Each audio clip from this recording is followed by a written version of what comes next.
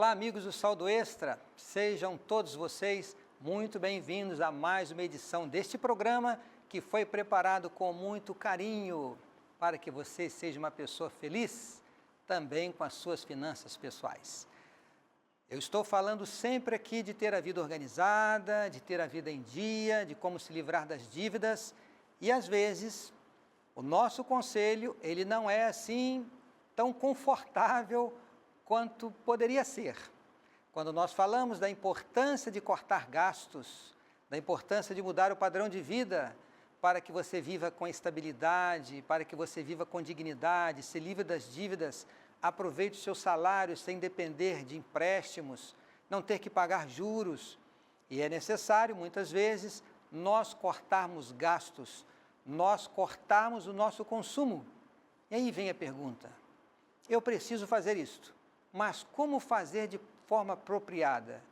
Como eu devo gastar meu dinheiro de forma correta, responsável, para que eu possa aproveitar melhor o meu salário, não me endividar, e vou repetir essa palavra, viver com dignidade. Esse é o tema que vamos abordar hoje. Queremos fazer uma reflexão e orientar de como você pode reduzir o seu consumo e viver feliz com as suas finanças. Zelar pela nossa imagem é uma preocupação legítima, principalmente no universo profissional. Nós precisamos estar atentos para transmitir uma aparência coerente com a atividade que exercemos. Na vida social, temos que circular por diferentes grupos de pessoas e de interesses. Mas, apesar da necessidade real desse exercício diário, praticado muitas vezes até involuntariamente, não precisamos nos distanciar de nossa essência e nem esquecer nossa realidade financeira, aparentemente algo que nós não somos. Na adolescência, período da vida em que ser aceito pelo grupo é visto como questão de sobrevivência, é comum um jovem achar que será mais admirado pelos adornos que ele carrega. Um tênis da moda, o game mais poderoso, o celular mais moderno, mesmo que seus pais não tenham condições de comprar todos esses itens. Sabemos que esse tipo de comportamento é reflexo de uma fase de insegurança em busca pelo autoconhecimento e novas experiências. Entretanto, há adultos que continuam tentando se autoafirmar. Há quem se endivide até o pescoço para conseguir fazer parte da sociedade de consumo. Vive-se a crença de que há mais valor em ter do que em ser. Existem pessoas que levam esse valor a um nível extremo, mergulhando de cabeça em um mundo de ilusão, sem perceber o que diz a sabedoria popular.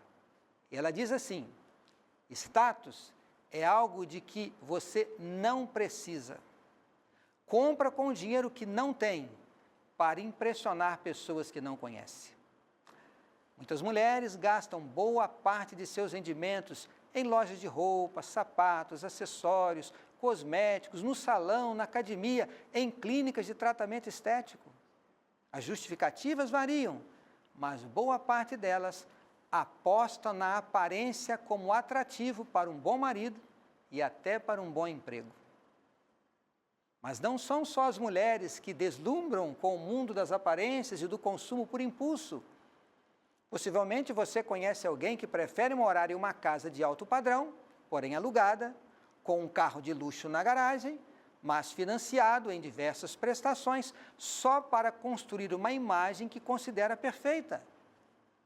Entre essas pessoas, é comum encontrar gente que já adotou o cheque especial como segunda fonte de renda, já que está há algum tempo driblando o pagamento dos inúmeros cartões de crédito que possui, entre outras formas de endividamento. Para quem quer ter dinheiro, é um perigo prender-se às aparências, pois sustentar uma vida de aparência mais rica do que se pode ou do que se deveria é o modo mais fácil de desrespeitar o dinheiro e fazer com que ele suma da nossa vida. Alguns especialistas em finanças pessoais costumam dizer que uma estratégia realmente eficaz para quem quer ter dinheiro é viver sempre um degrau abaixo do padrão de vida que poderia sustentar. Porque agindo dessa forma, sempre terá uma margem de dinheiro para poupar e assim crescer. Já ao contrário, viver sempre um degrau acima do padrão de vida sustentável levará uma pessoa, inevitavelmente, a um déficit que, acumulado ao longo da vida, a deixará sempre sem dinheiro. Nosso objetivo aqui é ajudá-lo a perceber como é possível gastar menos do que se ganha, sem abrir mão de seus sonhos e ainda assim se preparar para o futuro. Antes, proponho que você se conheça um pouco mais. Para iniciarmos esse processo de avaliação financeira, é importante que você faça um exercício para se conhecer. Vamos lá. Você tem ou já teve uma esteira ergométrica que virou cabide porque nunca foi usada? Exagerou na compra de sapatos na liquidação escolhendo modelos parecidos e que na estação seguinte saíram da moda? Se arrependeu de comprar aquele celular ultramoderno com tantos recursos que você nem sabe direito como utilizar? Se você respondeu sim para algumas dessas perguntas ou algo parecido já aconteceu na sua vida, fique tranquilo e saiba que não é a única pessoa a ter agido assim. Nossa equipe conheceu nas ruas algumas pessoas que já fizeram também esse tipo de compra por impulso. Vamos conferir.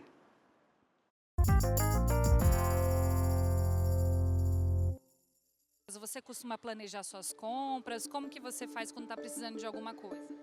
No caso eu anoto aquilo, por exemplo, se for coisas de casa, eu anoto aquilo que está faltando e compro aquilo que está precisando. Constantemente eu faço isso, principalmente no começo do ano, que você paga os IS, né?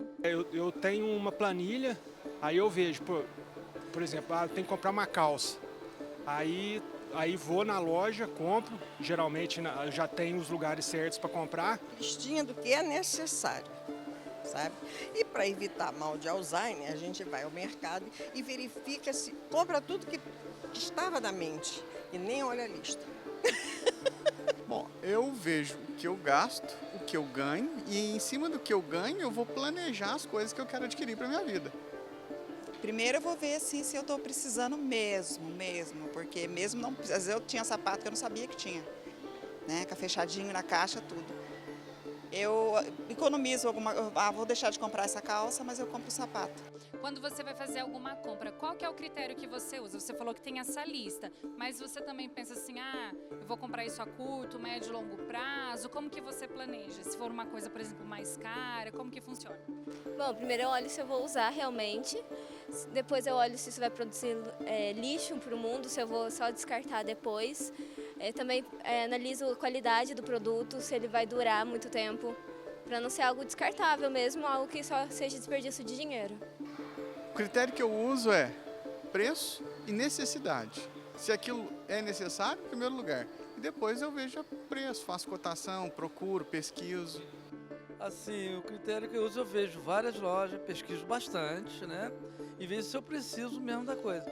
Primeiro é necessidade, mas às vezes eu não estou precisando, eu vejo uma coisa que está com preço bom, aí eu vou e compro. Alguma vez você já comprou alguma coisa e que depois se arrependeu e falou assim, nossa, por que eu comprei isso? Nem estou usando, está aqui guardado. O que foi que você comprou? Bolsa. De olhar e falar, nossa, eu não preciso. Aí olho para cima do guarda-roupa, tem outra, nossa, por que comprei? Não preciso. Já comprei, já comprei algumas coisas. Acho que foi um tênis uma vez, que não foi não foi aquilo que eu imaginei que fosse, mas continuei com o produto. Bastante coisa. Recentemente eu fui numa liquidação e eu vi uma panela de pressão. Eu comprei a panela de pressão que está barata, eu descobri que ela não servia outra coisa, a não ser para bater na cabeça de alguém que estava barato demais.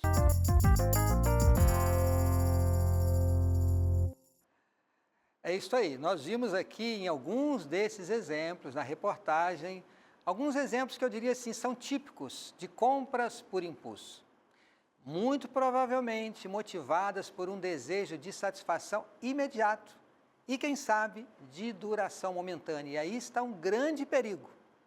Nós agimos e decidimos por impulso.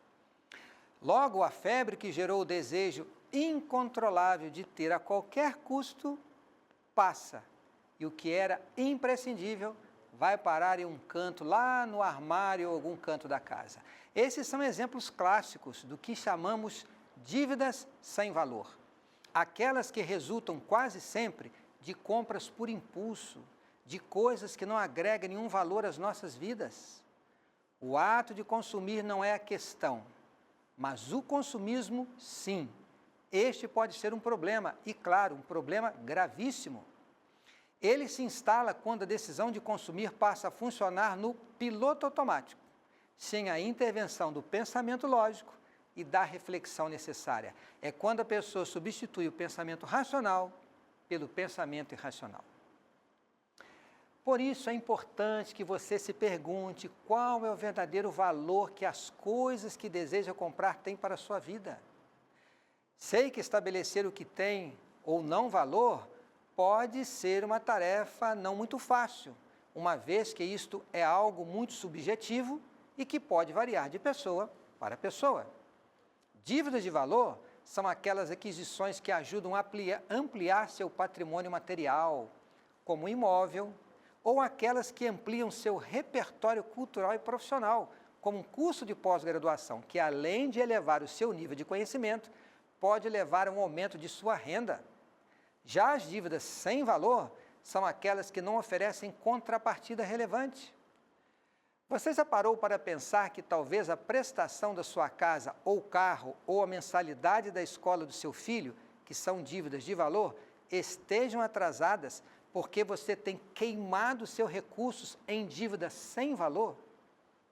E justamente porque elas parecem inofensivas, você não consegue controlar os gastos e acaba não percebendo que esse tipo de gasto está minando sua chance de fazer escolhas melhores.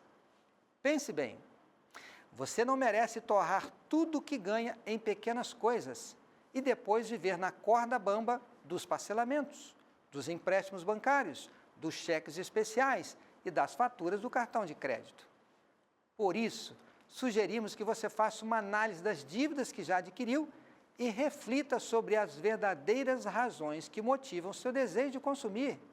Só assim você conseguirá identificar comportamentos que podem colocar em risco sua saúde financeira. Pode ser que você argumente dizendo que não gasta com supérfluos, mas tem gastos maiores devido ao seu gosto refinado.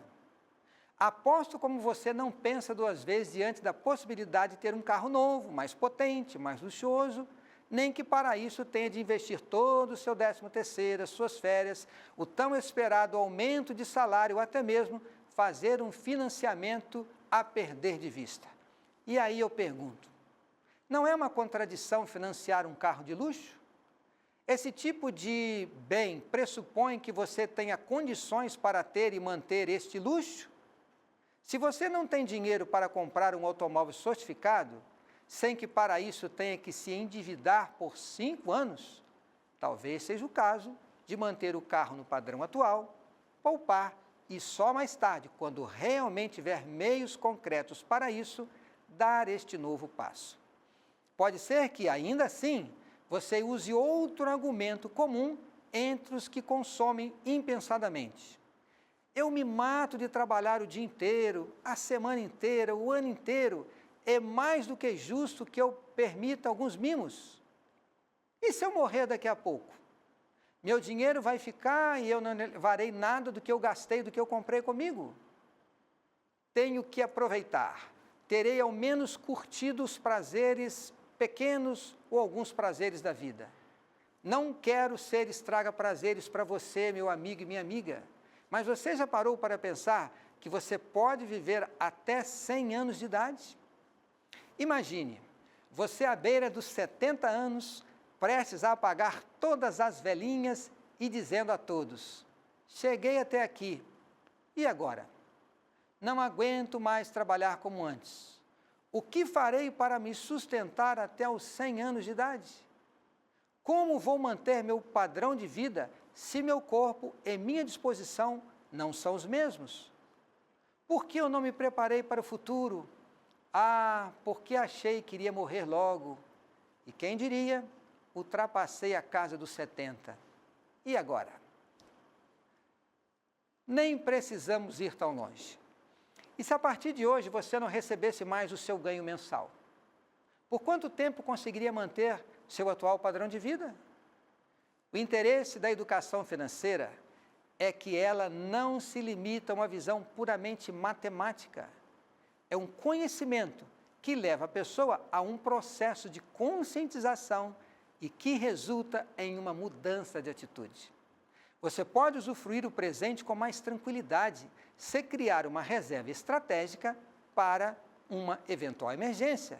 E se melhor ainda, pode programar como viver no futuro financeiramente independente, fazendo desde já uma poupança para os bens que pretende ter e para uma aposentadoria digna e sustentável.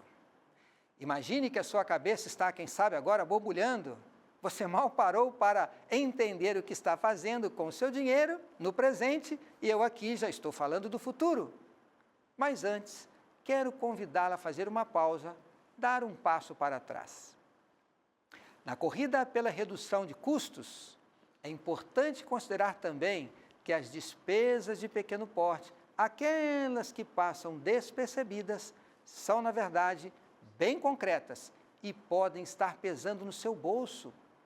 São gastos quase invisíveis que você paga distraidamente, como é o caso dos 60 centavos por um chiclete, R$ 2,50 por uma água, R$ 1,50 por um chocolate, R$ 3 por um cafezinho e vai por aí. As pessoas precisam considerar que são justamente estes gastos pequenos que não costumamos notar, que podem sim transformar-se no estopim do estouro de seu orçamento. O costume de tomar o cafezinho matinal ou logo depois do almoço, a opção pelo cardápio das sobremesas e outros hábitos corriqueiros, como o chiclete, o cigarro, o chocolate, podem custar caro no final do mês. São R$ 3,00 aqui, mais R$ 5,00 ali, e quando você vai fazer o somatório de tudo isso, percebe que muitos desses itens acabam por obstruir a sua meta, que é ter dinheiro e realizar os seus merecidos sonhos. As despesas menores, em princípio, podem parecer irrisórias e inofensivas quando vistas como consumos isolados. Porém, ao abrir a lente do microscópio, é fácil notar que a quantidade acumulada para alimentar esses vícios cotidianos faz diferença no seu bolso. A gordura dos custos está nos detalhes, nos excessos que você comete e que passam despercebidos. Se você está pensando que ainda assim não há muito o que cortar, eu alerto para as pequenas situações domésticas como exemplo, em que o desperdício também pode se revelar uma despesa de pequeno porte, que ao final do mês torna-se relevante. Eu poderia citar aqui vários exemplos, como um banho demorado, a torneira aberta enquanto você está escovando os dentes, as luzes de casa acesas quando ainda é dia, a comida que sobra do almoço e fica na geladeira por dias até estragar, a porta da geladeira aberta sem necessidades e tantas outras práticas que, direta ou indiretamente, custam alguns reais. Você se lembra daquele dito popular? De grão em grão a galinha enche o papo? Portanto, entenda que de pequenas despesas em pequenas despesas, o seu dinheiro vai se acumulando no bolso dos outros, em vez de acumular no seu bolso. E eu garanto que ao somar essas despesas, você terá uma quantia considerável armazenada em sua conta bancária. Este é o resultado final. Ao citar aqui economia doméstica, você se lembre que cortar pequenos gastos em casa vai fazer diferença, mas no dia a dia, quando você está fora, existem pequenos gastos que devem ser observados também. E quando você corta esses pequenos gastos, agindo com responsabilidade, sabe aonde vai aparecer o resultado? Como eu disse, lá na sua conta bancária. O nosso último conselho é que você resista às tentações. E pode não ser fácil, mas é possível. Quando estiver diante de uma vitrine e achar que vai morrer se não comprar determinado produto, Pense que só se morre pela falta de algo essencial. Você precisa ser capaz de controlar as compras por impulso, concentrando isso no essencial e evitando todo o excesso de gasto que possa comprometer o seu planejamento. Uma dica que pode ajudá-lo nesse processo é se fazer algumas perguntas sempre que sair às compras. Primeira delas, eu realmente preciso desse produto? Se eu não comprar, ele vai me fazer falta? O que ele vai trazer de benefício para a minha vida? Se eu não comprar isso hoje, o que acontecerá? Estou comprando por necessidade real ou movido por outro sentimento, como carência ou baixa autoestima? Estou comprando por mim ou influenciado por outra pessoa ou propaganda sedutora? Garanto que ao responder com honestidade a essas perguntas, você conseguirá distinguir o valor real de cada coisa nas situações de compras que surgirem. E se após esse questionamento você concluir que realmente precisa realizar a compra, seria prudente fazer ainda mais algumas outras perguntas. Preste atenção. A primeira delas, de quanto eu disponho efetivamente para gastar? Tenho dinheiro para comprar à vista? Precisarei comprar a prazo e pagar juros? Tenho valor referente a uma parcela que o terei com certeza daqui a 3, 6 ou 12 meses? Preciso do modelo mais sofisticado ou um básico mais em conta? Ele atenderia perfeitamente à minha necessidade? Parece que as perguntas são básicas, mas comprar por impulso, sem reflexão, leva muita gente à inadimplência e a ver o seu salário sendo diluído em dívidas não planejadas. Memorize, portanto, alguns conceitos importantíssimos. Quem conhece os próprios números é capaz de gastar menos do que ganha. Quem gasta menos do que ganha é capaz de eliminar as dívidas. Quem elimina as dívidas é capaz de guardar dinheiro. Quem guarda dinheiro constrói sua independência financeira e pode oferecer mais conforto aos seus queridos familiares.